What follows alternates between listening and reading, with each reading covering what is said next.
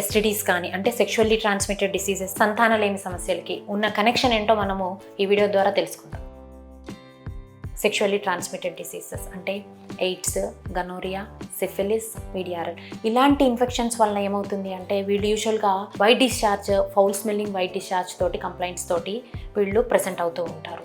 ఈ ఇన్ఫెక్షన్స్ని కూడా మీరు ఇమీడియట్గా ఐడెంటిఫై చేసుకొని గైనకాలజిస్ట్ని కన్సల్ట్ అయ్యి దానికి కావాల్సిన ట్రీట్మెంట్ని పూర్తిగా ట్రీట్మెంట్ తీసుకొని ఆ ప్రాబ్లం ఇద్దరు కపుల్స్ ఎస్టీడీస్ కంపల్సరీ కపుల్ని పూర్తిగా ఇద్దరు అంటే ఆడవారికి ఇన్ఫెక్షన్ వచ్చింది కాబట్టి వాళ్ళని ఒకరిని ట్రీట్ చేయడం కాదు, యాజ్ ఏ కపుల్ ఇద్దరు భార్యాభర్తలు ఇద్దరు ట్రీట్మెంట్ తీసుకొని ఆ ప్రాబ్లమ్ని ఇద్దరి శరీరంలోంచి తీసేస్తే కానీ ఈ ప్రాబ్లంకి సొల్యూషన్ దొరకదు. సో ఎప్పుడైనా కూడా మ్యాక్సిమం హైజీన్ మెయింటైన్ చేయడానికి ప్రయత్నం చేయండి.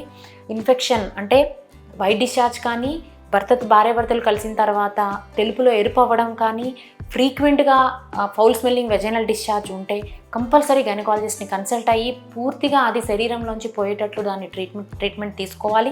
ప్లస్ ఈ రికరెంట్గా ఇన్ఫెక్షన్స్ ఎందుకు వస్తున్నాయి అని దానికి అండర్లయింగ్ కాజెస్ లైక్ ఎనీమియా అంటే రక్తహీనత కానీ, డయాబెటీస్ కానీ, హైపర్టెన్షన్ కానీ, ఇమ్యూనో సప్రెసివ్ కండిషన్స్ ఇంకా బాడీలో ఏమైనా ఉన్నాయా అనేది మనం తెలుసుకొని దాన్ని కంపల్సరీ ఆ అండర్లయింగ్ కాజ్ని ట్రీట్ చేయకపోతే ఈ సిమ్టమ్స్ని మనము ఫ్రీక్వెంట్గా రావడం వల్ల గర్భసంచి దాంతోపాటు ట్యూబ్స్ ఇట్లాంటివి డ్యామేజ్ అయిపోయి ప్రెగ్నెన్సీ రావడానికి కష్టమయ్యే అవకాశం ఎక్కువవుతూ పోతూ ఉంటుంది.